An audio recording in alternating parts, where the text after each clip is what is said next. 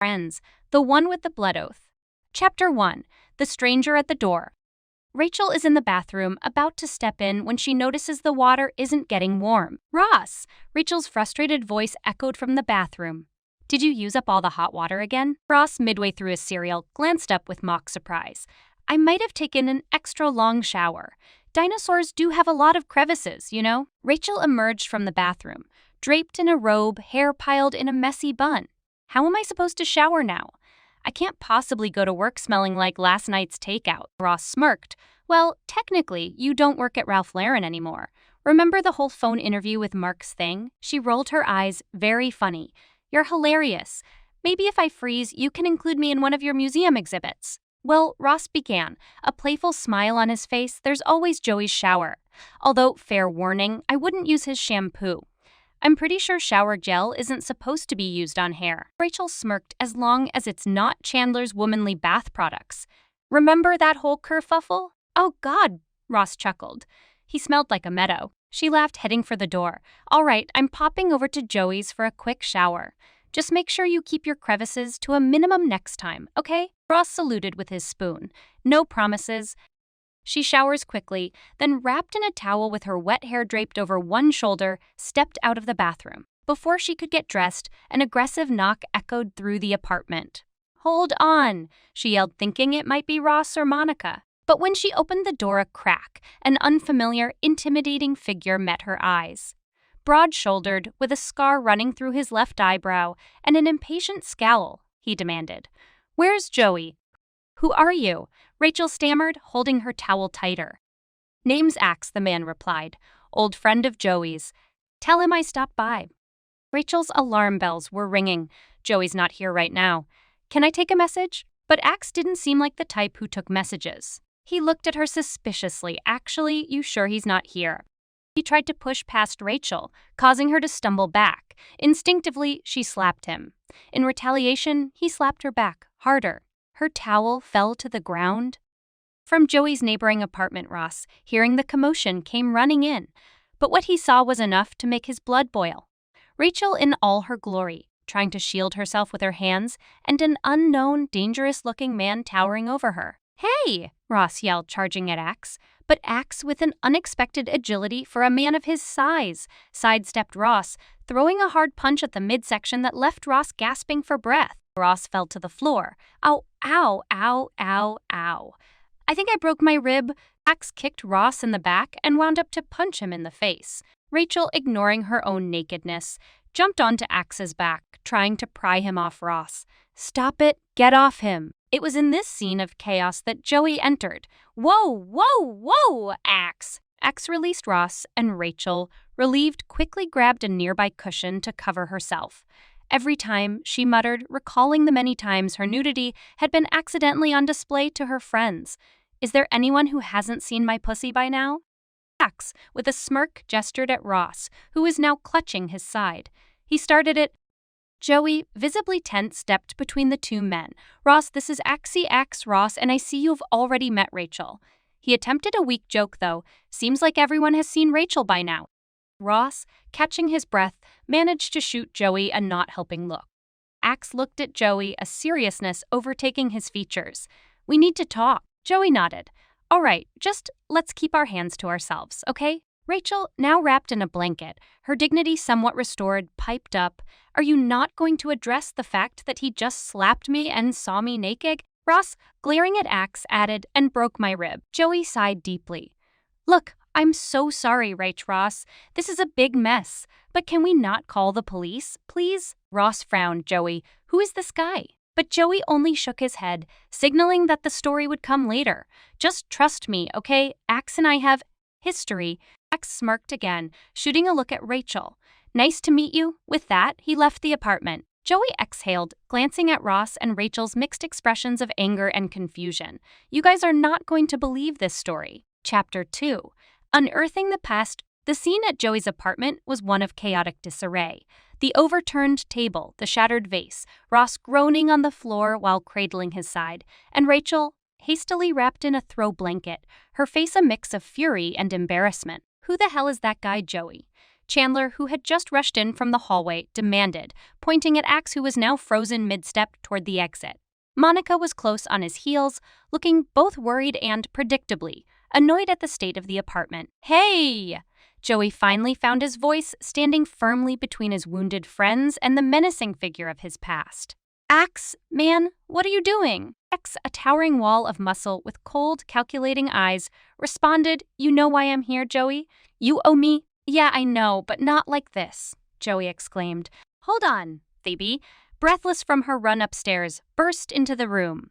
"Wait, why is Ross down? Is this a new game? And oh my god, Rachel, did you join a nudist colony?" "Not now, Phoebes," Rachel muttered, adjusting the blanket around her. "Guys," Joey intervened, "can we talk about this somewhere else? Maybe Central Perk?" "I'm not going anywhere with that," Ross began, but the sharp pain from his rib made him wince. X, however, simply nodded, taking one last look around the room. "Fine. Central Perk. But don't make me wait, Tribbiani." As he left, the tension in the room seemed to lift, but only slightly. All eyes were now on Joey. Monica, ever the maternal figure, rushed to Ross's side, helping him to sit up, while Chandler shot Joey a look that demanded an explanation. "What's going on, Joe?"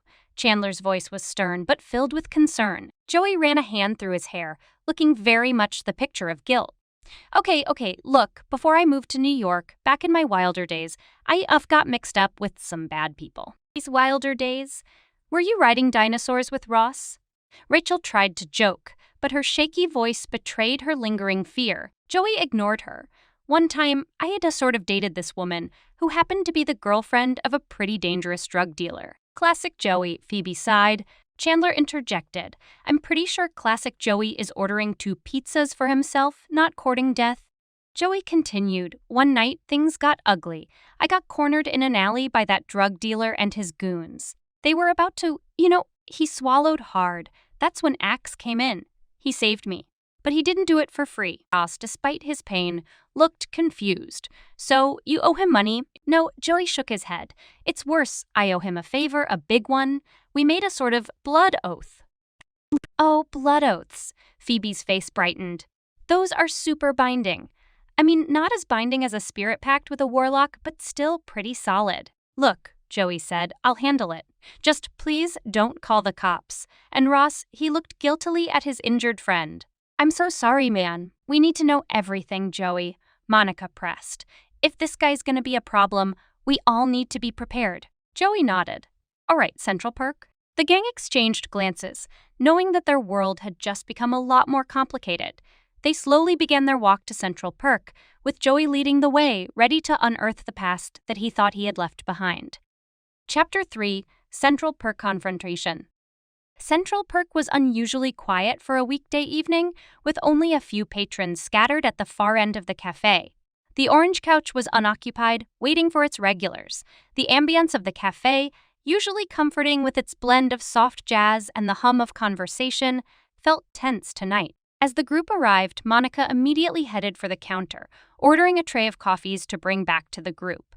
Chandler, spotting an old foosball toy on a table, mumbled, "Hey, remember when Joey thought these guys were real?"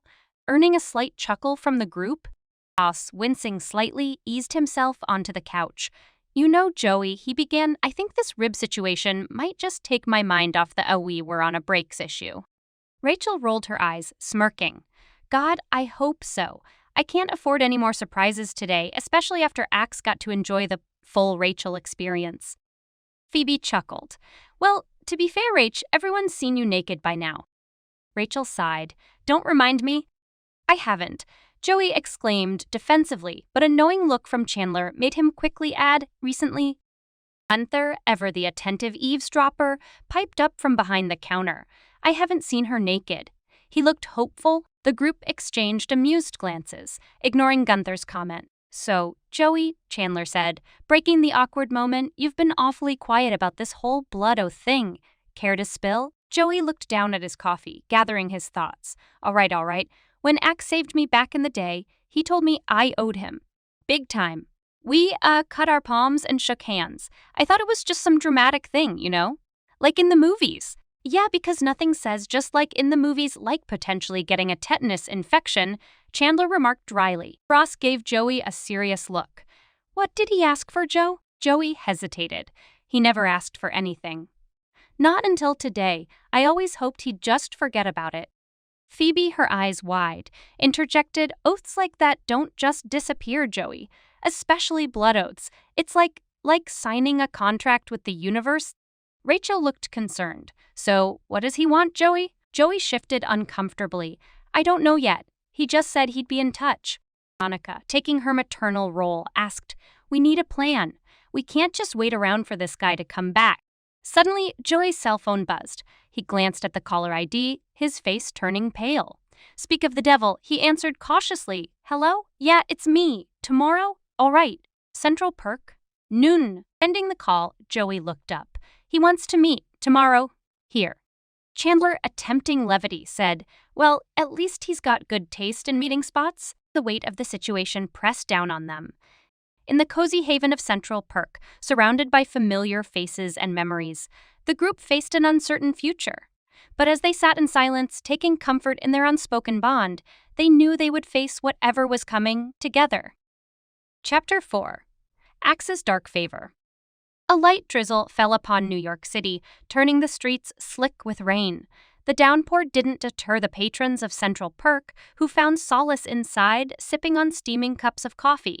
By noon, the place was abuzz with activity. But Joey was too nervous to notice. He kept glancing at the door, expecting Axe's looming figure any moment. His worst fears were realized when the door chimed and Axe walked in. His tall, imposing figure and sharp features immediately set him apart from the cafe's regular clientele. Joey stiffened as Axe approached, taking a seat opposite him without a greeting. Joey, Axe began, his voice low, Do you remember the promise you made to me? Joey gulped audibly, nodding. The blood oath. I remember. Axe continued, I need you to do something for me. Something that will settle a score I've had for years. Joey, trying to sound brave, asked, What do you need? Leaning closer, Axe replied in a conspiratorial whisper, You're working with Victor Steinberg on your new film, right? The sudden specificity startled Joey. Yeah, how did you? Axe cut him off. That doesn't matter.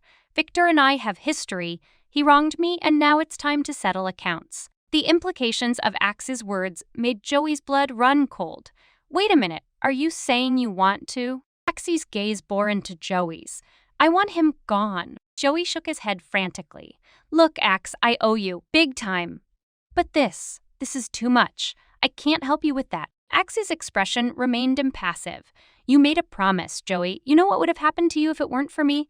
Those guys would have carved you up. The weight of the situation pressed down on Joey. Searching for an alternative, he offered, What if we find another way to get back at him? Without violence. Axe leaned back considering Joey's words. I'll think about it, he finally said, standing up. But remember, you owe me. As Axe left the cafe, Joey exhaled deeply, the weight of the situation sinking in. He might have dodged the immediate threat, but the promise he made all those years ago loomed large, reminding him that some debts aren't easily settled. Chapter 5. Caught in the Crossfire. The next evening, Joey had a plan. The gentle hum of New York outside the window contrasted with his bubbling nervousness as he dialed Axe's number from his apartment. He proposed a meetup at a small Italian restaurant in the neighborhood, less conspicuous than Central Perk, and a place where they could talk without too many prying eyes. Axe agreed, and so 2 hours later, they sat at a dimly lit corner of the restaurant, the aroma of garlic, basil, and simmering tomato sauce surrounding them. Joey, usually a big eater, picked at his plate of spaghetti, every noodle slurp echoing his anxiety. I've been thinking, Joey began, there must be another way for you to get back at Victor without, ending him. Axe looked up from his plate, eyes narrowing. Go on. Joey fumbled for words, desperate to find a middle ground. Maybe we expose some of his industry secrets, or we could ruin a big deal for him. Something that hurt his career, but not physically. A slight smirk formed on Axe's lips. You want to play dirty? I'm listening. As Joey continued brainstorming, Monica entered the restaurant, looking for a takeaway meal for her and Chandler. Spotting Joey with the ominous-looking Axe, her curiosity piqued, and she decided to eavesdrop subtly from the counter. Well, I heard Victor has been involved in some shady dealings, like funding movies with illegal money. We could tip off the press, Joey suggested. Before Axe could reply, Ross, limping slightly from his injury, walked into the restaurant. He was there to pick up his regular order of lobster bisque. Noticing Monica first, he approached her, unintentionally drawing more attention to the corner where Joey and Axe sat. Monica whispered urgently, "Ross, that's the guy who broke your rib, and Joey's trying to make some kind of deal with him." Ross's eyes widened in recognition and surprise. "Why is Joey meeting with him?" "I think it has something to do with that movie producer and some revenge plot," Monica replied. Ross, despite his injury, was ever the protective older brother. "We need to help Joey," he whispered. While the two of them were huddled discussing the situation, Phoebe, who had been busking outside, entered the restaurant to warm up, immediately noticing the unfolding drama. Ross and Monica quickly filled her in, and Phoebe, with her usual Phoebe flair, commented, "This feels like a scene from The Godfather, only with more pasta and less horse heads." Ross, trying to keep things light, replied, "Speaking of which, where's my bisque?" The trio, trying to remain inconspicuous, kept an eye on Joey and Axe. The tension was palpable. Axe, after hearing Joey's suggestions, finally nodded, "Fine, we do it your way for now. But remember, Joey, you owe me, and this doesn't settle our score." Joey sighed in relief. "Thank you, Axe, I promise we'll find a way."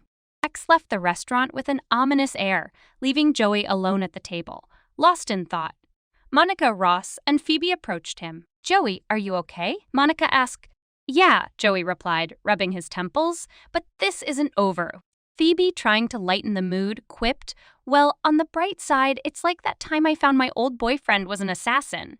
Except with more meatballs." Ross, taking a sip of his bisque, grimaced. "I think I prefer the time my biggest worry was getting the couch up the stairs." Joey chuckled weakly. Pivot. The four of them left the restaurant together, united in their concern for their friend, but still finding humor amidst the chaos, as they always did. Chapter 6. Desperate Measures. Monica and Chandler's apartment, with its familiar coziness, was abuzz with an energy of tension and worry. Chandler, after hearing the recount from Ross, Monica, and Phoebe, couldn't help but make a joke. "So what you're saying is Joey's essentially stuck in his own version of The Godfather, but without Marlon Brando's impressive cheeks." Monica glared at her husband. Chandler, "This isn't the time." Phoebe, eyes wide with an idea, interjected, No, he might be onto something. "Joey's good at getting into roles. What if we convince Axe that Joey's become the biggest mob boss in the city?" Rachel, arm around Ross, who was still nursing his broken rib, raised an eyebrow. "You want to fight fire with fake fire?" Ross winced. "Maybe not fire. I'm pretty inflammable right now." Phoebe nodded enthusiastically. "I can put a curse on Axe, or well, a bad wish. I did it once, remember? With that bully in the coffee house?" Monica skeptically responded, "Didn't that just result in him getting gum in his hair?" Chandler smirked, which, to be fair, was a massive inconvenience. The sound of the apartment door caused a hush to fall over the room. Joey walked in, visibly stressed, looking as if he'd aged a few years in a single day. "Hey," Joey began hesitantly, "so I went to see Victor, the movie producer. Tried to warn him about Axe without giving too much away, but he just thought I was doing some intense method acting. He even complimented me on my conviction." Rachel chuckled, despite the gravity of the situation. "Well, at least someone finally appreciates your acting." Chandler added, "Maybe if you'd thrown in the how you doin', he might have taken you more seriously."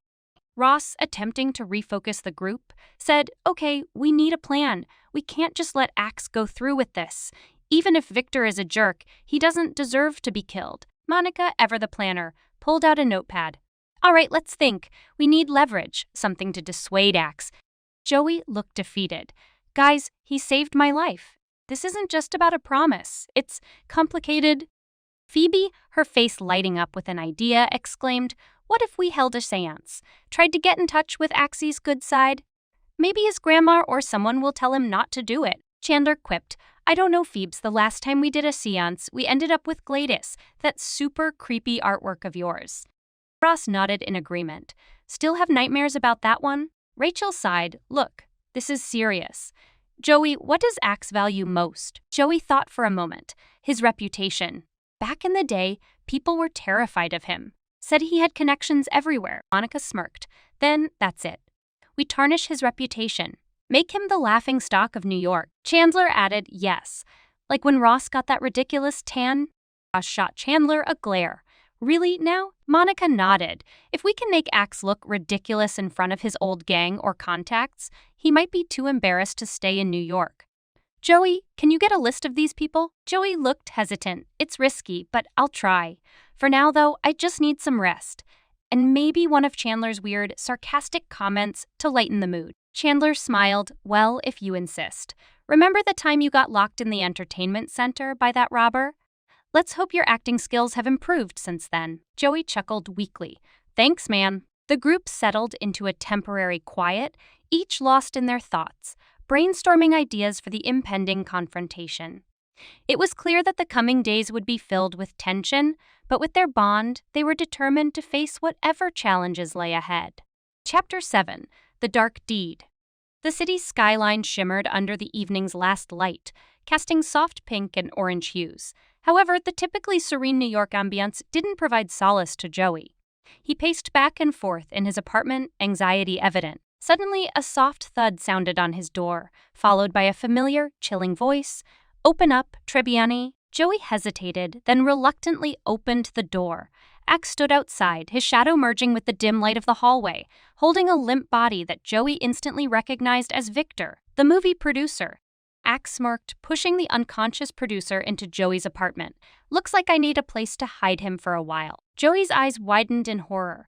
What did you do to him? Axe shrugged nonchalantly. He's just sleeping. But you're going to help me. Remember that favor? Joey, despite his trepidation, couldn't help but recall an old memory. This reminds me of a giant ceramic dog. Axe smirked. Shut up and help me bury this guy. Chandler, who had been quietly slipping out from Joey's room after an evening nap, blurted out, could this be any more incriminating? He quickly realized his ill-timed entrance, eyes darting between Axe, Joey, and the unconscious producer. Axe, still maintaining his intimidating aura, broke into a grin. Tribbiani, your friend's got a mouth on him. He's kind of funny. Chandler gulped. Funny haha, or funny I'll end up like the producer. Axe considered, still deciding. Joey tried to defuse the situation. Look, Axe, you can't do this. You can't just bury someone in the middle of New York City. Axe raised an eyebrow. I've done it before. Chandler, attempting to lean on humor, added, and how'd that work out? Axe sighed. I did a nickel in the joint. They stare at him. All right, fine. What do you knuckleheads suggest? Joey hesitated, trying to think quickly. All right, we can't bury him, but what if we hide him? At least until we can figure something out. Axe narrowed his eyes.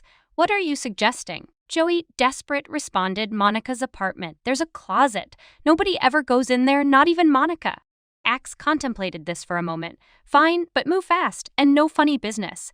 As the three men with Joey and Chandler bearing the brunt of the effort made their way with Victor's body into Monica's apartment, Joey whispered to Chandler, once we get him in there, we need to find a way to wake him up and get him out of the city. Chandler nodded.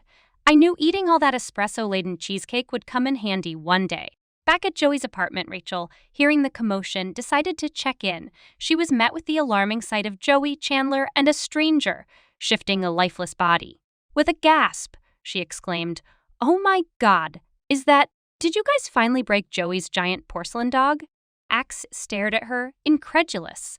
You all sure have a thing for ceramic dogs, huh? Joey tried to soothe Rachel.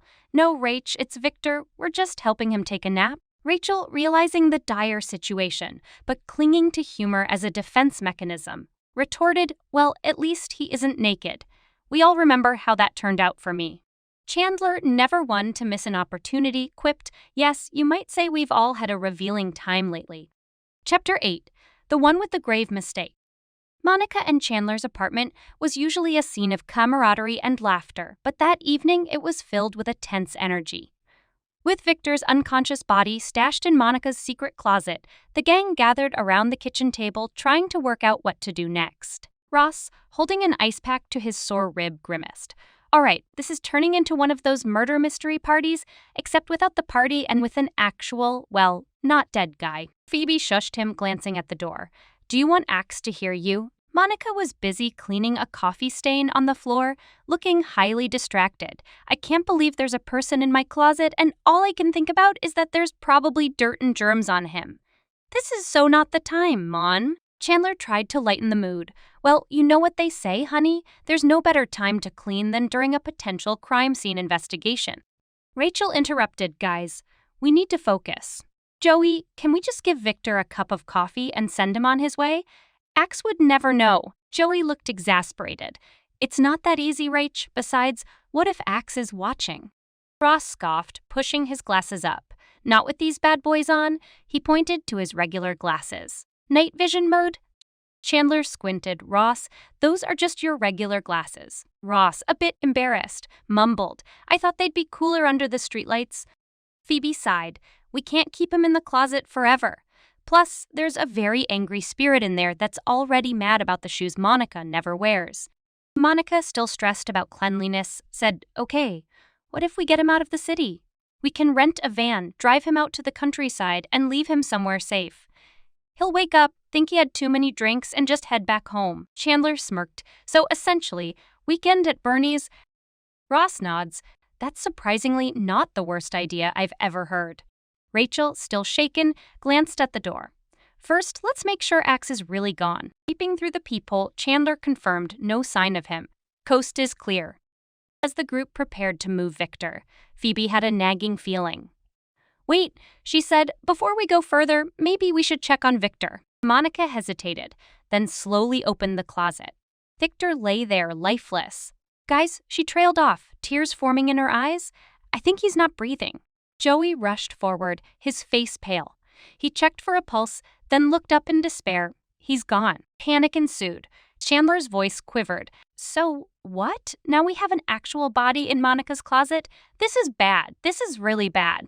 Ross tried to take control. Okay, let's not freak out. We can still take him to the cabin. Make it look like… No, Rachel interjected, her voice firm. Enough is enough. We're calling the police. Monica nodded, wiping away tears. She's right. We can't keep getting in deeper, Phoebe whispered. But what about Joey? They might think he's involved. Joey sighed heavily. It doesn't matter. I brought this on all of you. I'll face the consequences. Rachel, with newfound determination, dialed 911. Within minutes, the apartment was swarmed with officers. The group was separated, each giving their account of the evening's events. Eventually, an officer approached Joey. Look, we can tell you're trying to protect your friends, but we need to know about this Axe character. He's been on our radar. Give us his information, and we might be able to connect some dots. Joey hesitated. This was the man who saved his life, but now his friends' futures were at stake. Swallowing hard, he said, his real name is Alex Kostov. We called him Axe because, well, it made him sound cooler. He's from my old neighborhood. I'll give you everything I know. A sudden commotion erupted from the hallway. Everyone turned in shock to see Victor sitting upright on a gurney, looking bewildered. Ross pointed, mouth agape. He's alive. Phoebe pointed and screamed, Zombie. Chandler quipped, Well, that's the last time I trust any of your pulse-checking skills. A medical examiner on the scene quickly approached the group, slightly flustered. Look, I've seen this before. It's a rare condition called catalepsy. It can cause someone to appear dead, no detectable pulse, shallow breathing. It's quite rare, but it happens. Rachel nodded. I've heard of this. It's like when opossums play dead, right? Joey, still in shock, looked at Victor, but he was in the closet for so long. The medical examiner added, the condition can last anywhere from minutes to days. He's lucky you all called us when you did. Ross, relief evident on his face, said, Well, that's one less thing to worry about. Monica sighed. Yeah, now we just have a mildly traumatized living guy who was in my closet. Chandler tried to bring some humor to diffuse the situation. Alex Kostov as X? Gee, and I thought Chan Nanlerbong was a weird nickname. As the night turned into dawn, the group found themselves at Central Perk, trying to process the events. The weight of the night still hung heavily, but they had each other. Monica, gripping her coffee mug, sighed, this was supposed to be the year of fun and new beginnings. Rachel replied, Well, it's still a year of us being there for each other no matter what. And isn't that what really matters? Joey smiled, grateful for the family he had found in his friends. Yeah, it is. As the tension in the room slightly alleviated due to Victor's surprise revival, the attention shifted as a news bulletin blared from the TV. A stern news anchor appeared, Breaking news. Alexander X. Kostov has reportedly escaped from police custody and is considered armed and dangerous. Monica's eyes widened. Are you shitting me? Chandler, not missing a beat, quipped, well, if he decides on a career change, he'd make an excellent Houdini. Phoebe, clutching her guitar, said, maybe he'll lay low and start a new life, like in a commune where he'll learn to play the tambourine. Ross gulped, as long as it's a commune far, far away from here. As the laughter subsided, Joey's face went from jovial to pure terror. His voice pitched high, oh my God, he's gonna come kill me. He knows I ratted him out. I'm the deadest dead man who ever deaded. Chandler looked at him with a smirk. Okay, panic much? But seriously? Joey stammered. You guys will protect me, right? Like form a human shield or something? Monica rolled her eyes. Yes, Joey, we'll use Ross as your human shield. Ross, indignant, replied, hey, why am I the shield? Rachel sighed because, sweetie, if anyone can confuse an attacker with their excessive talking, it's you. And if all else fails, you're a pretty good piñata. Chandler chimed in, and if that doesn't work, we've got Victor the Undying as our secret weapon.